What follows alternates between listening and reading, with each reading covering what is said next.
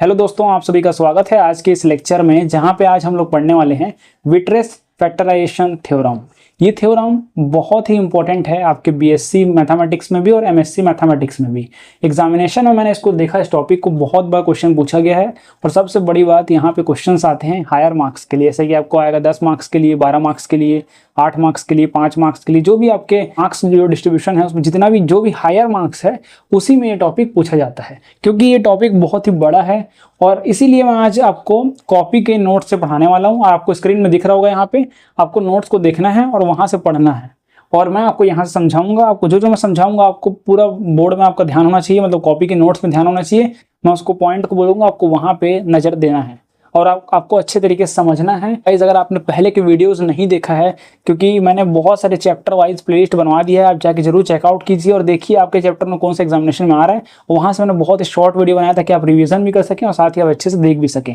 तो चलिए स्टार्ट करते हैं इस टॉपिक को। सबसे पहले हमें समझना होगा, आपको कॉपी में दिख रहा होगा कि विट्रेस प्राइमरी फंक्शन क्या होता है, तो उसको आप कॉपी में देखिए। वहाँ पे सिंपल है, देखो सबसे पहले हमें ये समझना होगा कि यहाँ पे क्या है, कॉम्प्लेक्स एनालिसिस के वर्जन में होता क्या है कि अगर हम जानते हैं कि फंक्शन जो है 0 है तो हम उसे लिख सकते हैं इक्वेशन के फॉर्म में, कि हम पॉलिनोमियल इक्वेशन में रूट निकाल के लिखते हैं, है ना। लेकिन जब कॉम्प्लेक्स एनालिसिस का बात आता है तो यहाँ पे बहुत सारे इनफाइनाइट जीरोस होते हैं ना, बहुत सारे वैल्यू जीरोस होते हैं। तो यहाँ पे कॉम्प्लेक्स एनालिसिस में हम वैसा नहीं लिख सकते, है ना। तो यहाँ पे इसका यूज होता है विट्रेस फैक्टराइजेशन थ्योरम का और यहीं से हमारा आता है प्राइमरी फंक्शन। प्राइमरी फंक्शन में होता क्या है, देखो यहाँ पे क्या होता है, आपको दिख रहा होगा कॉपी में कि यहाँ पे E naught Z E Z is equal to 0 is equal to 1 minus Z दिख रहा होगा आपको, है ना।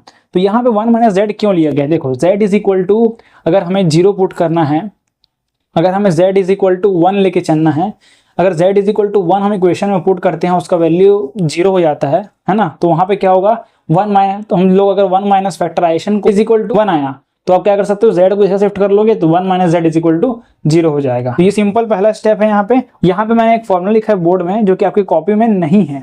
ये वाला फॉर्मूला है, ये हमारा E M Z is equal to 1 minus Z multiply में ग्रोथ करेक्टिंग फैक्टर।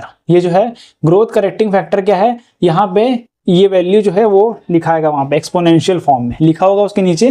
तो ये फॉर्मूला होता है, ये आपको ध्यान रखना है। E M Z is equal to ये आपकी कॉपी में लिखा नहीं है, इसको आपको जस्ट उसके ऊपर लिखना है ना। उसके बाद आपको फॉर्मूला दिख रहा होगा नीचे, क्या लिखा है formula, E M Z is equal to 1 minus Z multiply में ग्रोथ करेक्टिंग फैक्टर, ये आ गया।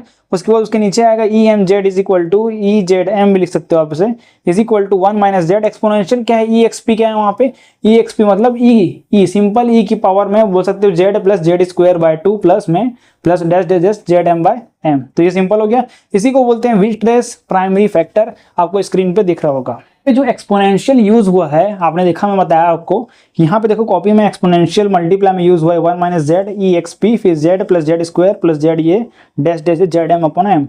ये जो एक्सपोनेंशियल है ये 1 माइनस जेड के साथ मल्टीप्लाई में है, तो ये शो कर रहा है कि हमारा जो फंक्शन है वो 1 के बहुत ही क्लोज है और z यहाँ पे बहुत ही, जब z हमारा बहुत ही स्मॉल है।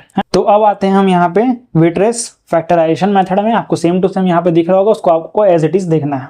तो सबसे पहले देखो यहाँ पे स्टेटमेंट दिया है इसका, इफ z1, आपको स्टेटमेंट याद रखना पड़ेगा क्योंकि एग्जामिनेशन में आपको दिया जाएगा state and proof Weierstrass factorization theorem. तब आपको स्टेट भी करना होगा, स्टेटमेंट लिखना पड़ेगा, मतलब उसके बाद आपको प्रूफ करना होगा। और आप अगर ऐसा एज इट इज प्रूफ लिखते हो तो आपको डेफिनेटली मार्क्स आपको कहीं भी नहीं कटने वाला है, आपको 100% मार्क्स मिलेगा। आपको सेम एज इट इज लिखना है और कुछ चीज़ हमें ध्यान भी रखना पड़ेगा, ये भी आपको ध्यान रखना है समझने के साथ साथ।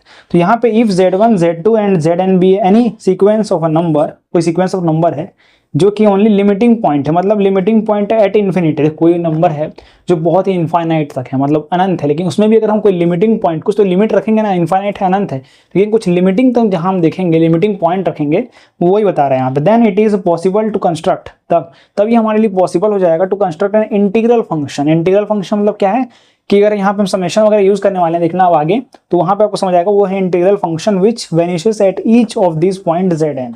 ठीक है, तो ये सिंपल स्टेटमेंट है, इससे आपको बेसिक आइडिया हो गया होगा। आगे समझते हैं, यहाँ पे प्रूफ लिखा है नीचे आपको दिख रहा होगा, we know that by Weierstrass primary factor, हम जानते हैं formula E naught Z is equal to 1 minus Z है, और ई एम जैसे ही आता है यहाँ पे E M Z is equal to 1 minus Z, फिर हमारा ग्रोथ करेक्टिंग फैक्टर है। होता क्या है कि यहाँ पे अगर आप इसे मल्टीप्लाई नहीं करोगे तो वैल्यू गलत हो जाएगा, क्योंकि ये कॉम्प्लेक्स एनालिसिस चल रहा है। यहाँ पे कॉम्प्लेक्स में हमें इसे मल्टीप्लाई करना पड़ेगा, इस तरीके से आपको यहाँ पे ध्यान रखना है। अगर ये नॉर्मल पॉलिनोमियल होता या नॉर्मल रियल वैल्यू में होता तो हमारा इसको लिखने की जरूरत नहीं पड़ता, लेकिन क्योंकि अगर हम यहाँ पे कॉम्प्लेक्स एनालिसिस यूज कर रहे हैं तो हमें यहाँ पे ये लिखना जरूरी हो जाता है। तो आई होप आपको याद हो गया, मेरे साथ बोल सकते हो आप E M Z is equal to 1 minus Z exponential में जेड प्लस में Z square by 2 E plus dash dash Z M by M. ये कैसे आया, ये जो वैल्यू देख रहे हो आप एक्सपोनेंशियल के बाद में Z plus Z square by 2 plus dash, ये हमारा टेलर सीरीज का एक्सपांशन है जो कि आप यहाँ पे देख सकते हो। Taylor expansion of log 1 minus Z का ये हमारा वैल्यू आता है। ये बस एक्स के फॉर्म में आपने पढ़ा होगा टेलर सीरीज को, लेकिन यहाँ कॉम्प्लेक्स है तो जेड आ गया है, टर्म बस चेंज हुआ है जेड, बाकी एज इट इज यहाँ पे आपको दिख रहा होगा, है ना। तो ये हमारा है, ये चीज आपको यहाँ पे देखना है, ये स्टेप वहां पे मिसिंग था, तो ये मैंने यहाँ पे दिखा किस तरीके से वो आ चुका है। तो यहाँ पे देखो ये एक्सपोनेंशियल कैसे आया, इसी एक्सपोनेंशियल को आप ई लिख सकते हो, यहाँ पे ई की पावर ये आता पूरा, लेकिन क्योंकि हम यहाँ एक्सपोनेंशियल लिख रहे हैं, कॉपी में एक्सपोनेंशियल लिखा भी इसी तरीके से लिखना है एक्सपोनेंशियल, ठीक है। तो 1 माइनस जेड अपन ये आ गया। तो यहाँ तक आई होप आपको समझ आ गया हो कैसे आया। उसके बाद हम लोग आगे बढ़ते हैं, यहाँ पे E1Z इज इक्वल टू ये दिख रहा होगा आपको 1 माइनस जेड एक्सपोनेंशियल E1 लेंगे, E1 2 3 इस तरीके से, तो एक्सपोनेंशियल जेड आएगा पहला टर्म, दूसरा टर्म होगा यहाँ पे 1 माइनस जेड एक्सपोनेंशियल। इस प्रकार से यहाँ पे आपने मल्टीप्लाई किया, समझ जाओ, पहले टर्म से मल्टीप्लाई किया 1 माइनस जेड मल्टीप्लाई जेड हो गया। मतलब आप यहाँ पे देखो, कॉपी में देखो आप यहाँ पे पिछले पेज में फर्स्ट पेज में EMZ हमने देखा था 1 माइनस जेड एक्सपोनेंशियल ये था, तो हमने मल्टीप्लाई किया तो पहला टर्म आएगा 1 minus Z exponential, second page में आपको दिखा हुआ जेड, फिर 1 minus Z exponential Z plus Z square by 2, है ना। फिर यहाँ पे हम टेकिंग एल्गोरिथम लेंगे, दोनों साइड आप लॉग ले लो, है ना। उसके बाद क्या होगा, सिंपल लॉग में अगर कोई मल्टीप्लाई में होता है तो आपको पता है mn होता है तो प्लस में हो जाता है, तो सिंपल यहाँ पे ब्रेक हो चुका है, एक्सपोनेंशियल का ब्रेक में हो गया। और पता है आपको लॉग ही क्या होता है, लॉग ही हट जाता है, कैंसिल आउट हो जाता है, लॉग और लॉग ही क्या होता है, कैंसिल आउट हो जाता है। लॉग और लॉग ई होगा तो ये कैंसिल आउट हो जाएगा, हमारे पास जो भी बचा है जेड प्लस में Z square by 2 Z square bye Z cube by 3 इस तरीके से वो आ जाएगा, ये वैल्यू डायरेक्ट आ जाएगा, ये कैंसिल आउट हो जाएगा हमारा। तो ये डायरेक्ट वैल्यू यहाँ पे आपको कॉपी में दिख रहा होगा। उसके बाद विट्रेस प्राइमरी फैक्टर यूज करेंगे हम लोग। तो यहाँ पे सिंपल क्या है, देखो लॉग 1 माइनस जेड जो है, इसका मैंने आपको दिखाया कि लॉग 1 माइनस जेड की जगह आप ये वैल्यू लिख सकते हो, ये लंबा चलते जाएगा, वैल्यू इनफाइनाइट तक चलते जाएगा ना।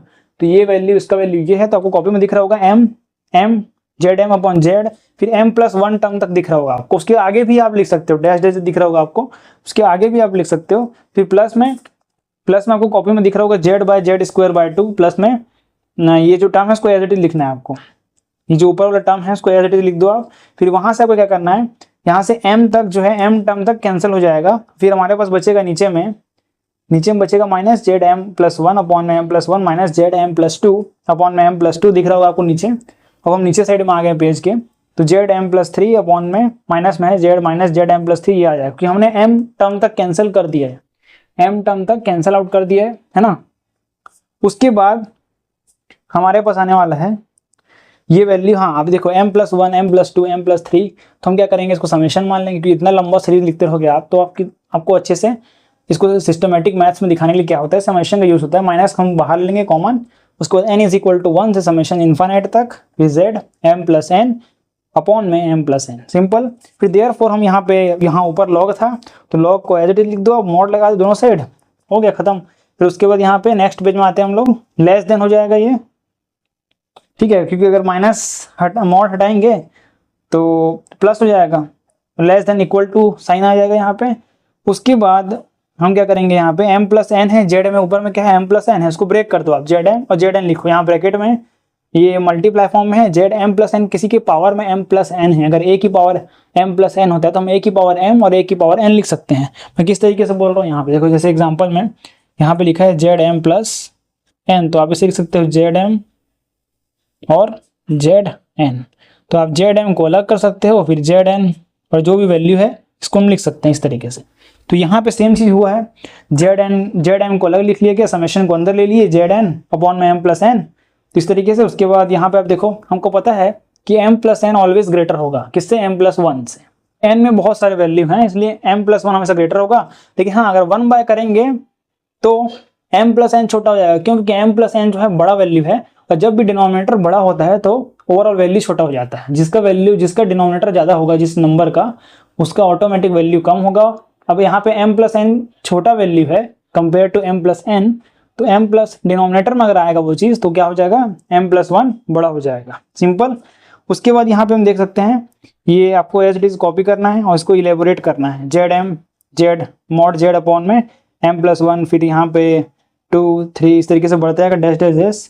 और उसके बाद आपको यहाँ पे m+1 को कॉमन ले लेना है और ऊपर से z को कॉमन लेना है। जेड मॉड जेड को कॉमन लोगे आप तो यहाँ पे मॉड जेड m+n आएगा, नीचे में m+n आएगा 1 + z स्क्वायर प्लस में डैश जैसे सो ऑन। उसके बाद जेड m+1 अपॉन में m+1 है। उसके बाद इसको अगर आप इसका पूरा फॉर्मूला यहाँ पे मैंने बगल में लिखा है, आपको कॉपी में दिख रहा होगा 1 + r स्क्वायर डैश, ये हमारा जीपी का फॉर्मूला होता है a/1 - r। तो यहाँ पे आप 1/1 - मॉड में जेड ये आ गया यहाँ तक। उसके बाद हम इसको पूरे वैल्यू को ऊपर वाले इक्वेशन में रख देंगे। तो यहाँ पे हमारा log EMZ is equal to, और बस ये वैल्यू आ जाएगा मॉड में जेड m+1 अपॉन 1 - मॉड जेड। इक्वेशन नंबर 2 आपको देना है ऐसे नाम। ये हमारा आई होप आपको इक्वेशन नंबर 2 तक समझ आ गया होगा। हमें कुछ चीज़ इस तरीके से ध्यान रखते हुए बढ़ना है और फ्लो में सॉल्व करते जाना है, क्योंकि यहाँ पे कन्वर्जेंट वाला भी कॉन्सेप्ट आने वाला है, तो ये भी आपको ध्यान रखना है। अब यहाँ पे क्या है, चूजिंग लिखा होगा आपके पास, choosing mod Z less than half है। तो यहाँ पे अगर आप दोनों साइड माइनस का मल्टीप्लाई कर लेंगे तो साइन चेंज, मतलब डायरेक्शन चेंज होने वाला है, मतलब यहाँ पे मॉड जेड बड़ा हो जाएगा। जैसे ही हम किसी माइनस साइन का मल्टीप्लाई करते हैं तो जो ग्रेटर होता है वो स्मॉलर बन जाता है, जो स्मॉलर होता है वो ग्रेटर बन जाता है।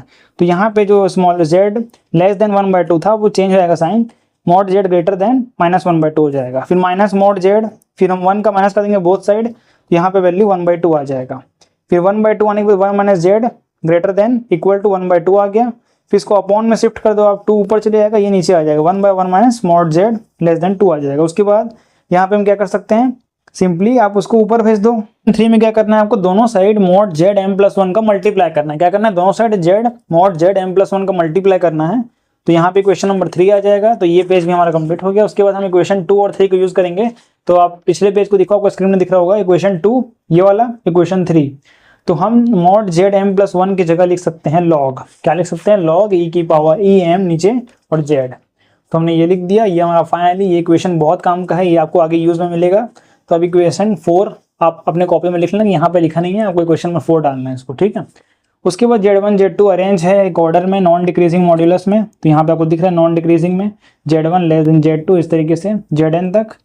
फिर ये मतलब लेस देन का मतलब क्या बता रहा है, यहाँ पे less than equal to Z1 से बड़ा Z2 है, Z2 से बड़ा Z3 इस तरीके से बढ़ते जा रहा है Zn तक है। तो यहाँ पे हमने मान लिया कि Rn is equal to Zn होगा, इंक्रीजेज विथ n है जो कि, और उसके बाद हेंस देयर एग्जिस्ट, यहाँ पे ई टाइप का उल्टा दिख रहा है उसको there exist a sequence mn of positive integer such that the series, आपको ये सीरीज दिख रहा होगा, summation n is equal to 1 से लेकर इनफाइनाइट r/rn। यहाँ पे r जो है ये मॉड जेड है और नीचे वाला स्मॉल rn दिख रहा है, जो कि मैंने आपको जस्ट ऊपर बताया, लिखा है rn is equal to mod zn। ऊपर वाला z है, नीचे वाला zn है, तो इसको हमने r/rn के फॉर्म में लिख दिया। इसे कन्वर्जेंट है फॉर एवरी, सभी r ग्रेटर देन 0 के लिए। r ग्रेटर देन 0 होगा तो कन्वर्जेंट तो होगा ही, है ना। यहाँ पे आप देख सकते हो नीचे ब्रैकेट में therefore as n tends to infinity mod z tends to infinity हो जाएगा।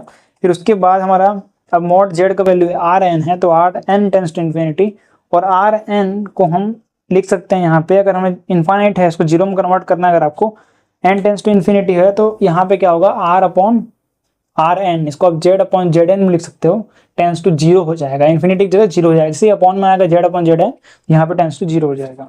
उसके बाद यहाँ पे आप देख सकते हो कि ये दिख रहा होगा आपको ब्रैकेट में लेट मॉड में zn लेस देन r इस तरीके से। तो zn अगर इन्फिनिटी है तो यहाँ पे क्या हो जाएगा, zn बड़ा हो जाएगा 2r से। तो यहाँ पे दिख रहा होगा zn 2r से बड़ा है, तो zn ग्रेटर देन 2r हो गया, ठीक है। ये वाला पॉइंट मैंने लिखा है, यहाँ कॉपी में दिख रहा होगा आपको। फिर zn अपॉन में करेंगे तो क्या होगा, साइन चेंज हो जाएगा। आपको पता है डिनोमिनेटर में अगर पहले जो बड़ा था वो अगर डिनोमिनेटर में आता है तो साइन चेंज हो जाता है, मतलब जो ग्रेटर है वो स्मॉलर बन जाएगा, स्मॉलर ग्रेटर बन जाएगा। तो यहाँ पे क्या था, zn बड़ा था लेकिन अब zn छोटा हो जाएगा क्योंकि डिनोमिनेटर में आ चुका है। उसके r से छोटा है तो अगर हम डिनोमिनेटर में लाएंगे तो zn बड़ा हो जाएगा। और उसके बाद हम लोग क्या करें, दोनों साइड 2 का मल्टीप्लाई कर देंगे। हमने 2 से मल्टीप्लाई किया दोनों साइड। नीचे में आ जाओ आप, नीचे पेज में आपको दिख रहा होगा, यहाँ पे स्क्रीन में देख सकते हो, यहाँ बता रहा हूँ आपको, नीचे में आ जाओ, 2r है यहाँ पे, और यहाँ हमने जस्ट ऊपर 1/zn less than equal to 1/2r लिखा। तो यहाँ पे हम ये वैल्यू पुट कर देंगे लास्ट नीचे में, देखो एकदम सबसे नीचे में लेफ्ट हैंड साइड में 1/zn less than 1/2r less than 1/2z। तो उसके बाद ये स्टेप को आप लिख सकते हो डायरेक्ट यहाँ पे Zn और डायरेक्ट 2 Zn को लिख लिया, फिर ऊपर शिफ्ट कर दो Z को, तो यहाँ पे Z बाय Zn आगे लेस देन 2, आपको बताया था मैं Z का वैल्यू R है, Zn का स्मॉल Rn है, आपकी कॉपी में स्मॉल Rn दिख रहा होगा, तो यहाँ पे Rn ये Zn लिख सकते हो। अब यहाँ ब्रैकेट में भी दिख रहा होगा आपको, ब्रैकेट में लिखा है मैंने साइड में mod Z less than equal to R, उसके बाद Zn is equal to R। उसके बाद नाउ हम आएंगे इस इक्वेशन में जो हमने पहले प्रूव कर लिया था पिछले पेज में, इक्वेशन 2 और 3 कंबाइन के थे, याद करो। और मैंने आपको बोला था इक्वेशन नंबर 4 डालना है आपको अपने कॉपी में, उस इक्वेशन को फिर से यूज करना है। नाउ इन लॉग ये रिप्लेसिंग करने वाले हैं उसमें हम m से mn को और z से z बाय zn को, तो रिप्लेस कर दो सारा उसकी जगह में, कर दिया हमने रिप्लेस नेक्स्ट स्टेप में। उसके बाद यहाँ पे नया टर्म आ रहा है, क्योंकि यहाँ पे कन्वर्जेंट का रूल अप्लाई होगा, तो आपने अगर पहले का कॉन्सेप्ट अगर आपका क्लियर है तो बहुत अच्छी बात है कि वहाँ पे कन्वर्जेंट का आपको पता हो कि un ग्रेटर होता है Vn से, ये हमने पहले बीएससी में पढ़ चुका है। अगर आपने नहीं पढ़ा है तो अभी आप इसको ध्यान रख लो, कम से कम अभी अपने दिमाग में बैठा लो इसे, और इस पॉइंट को आप आगे भी फ्यूचर में थ्योरम करते करते आपको ये थ्योरम भी, ये पॉइंट भी यूज होने लग जाएगा, तो वहाँ पे आपको समझ आने लग जाएगा। तो अभी इसको आप क्या करो, ध्यान में रख लो, आप इसे अच्छे से समझ लो और इसको अपने दिमाग में रख लो। अभी इसको आपको समझना है और इस पॉइंट को आपको ध्यान रखना पड़ेगा। तो Vn लेस देन Un है, उसके बाद फॉर ऑल n है, इज इक्वल टू में आपको सेम पॉइंट लिखना है जो ऊपर हमने Z अपॉन Zn लिखा था, उसको R अपॉन Rn लिख देना, सेम Vn कन्वर्जेंट हो जाएगा और Vn इज ऑल्सो कन्वर्जेंट, सो यहाँ पे Mn, उसको आप Mn मान लेना। उसके बाद since then summation n is equal to 1 से infinite R by Rn m plus 1 is convergent, therefore यहाँ पे समेशन ये जो वैल्यू है ऊपर वाला Zn हमने निकाला था वैल्यू, ये भी कन्वर्जेंट हो जाएगा, क्योंकि टर्म ही हमारा ऊपर वाला टर्म R बाई Rn जो कि Z by Zn m plus 1 है पावर में, वो कन्वर्जेंट है, तो that means therefore log e की power mn Z by Zn भी कन्वर्जेंट हो जाएगा। Since the series log 1 plus an और यहाँ पे पाई टाइप का दिख रहा होगा आपको 1 plus an, both are identical, दोनों सेम ही है, देन हम log की जगह ये लिख सकते हैं is also convergent, so pz is equal to हमारे पास ये वैल्यू आ गया। अब नीचे लास्ट में लिखा है इज रिक्वायर्ड एंटायर फंक्शन। आज का थ्योरम है जो कि बहुत ही लेंदी थ्योरम था और ये एग्जामिनेशन में गाइस पूछा जाता है और ये मोस्ट इंपॉर्टेंट थ्योरम है, इसके समझना बहुत ही इंपॉर्टेंट था। सो आई होप आपको समझ आया होगा। चीज़ों को आपको ध्यान रखना पड़ेगा, आपको 2 से 3 बार देख लेना है और साथ ही आपको जो मैंने आपको पॉइंट बोला है क्वेश्चन नंबर 4 डालने के लिए वो सब आपको अच्छे से लिखना है। गाइज मैंने आप लोगों के लिए प्लेलिस्ट बनवा दिया है चैप्टर वाइज, आप वहाँ जाके देखिए जो भी आपके एग्जामिनेशन में आ रहा है, बहुत ही शॉर्ट वीडियो मैंने कवर कर दिया है। और गाइज अगर आप चैनल में पहली बार आए हैं तो चैनल सब्सक्राइब कर लीजिए, वीडियो को लाइक कीजिए और शेयर कीजिए।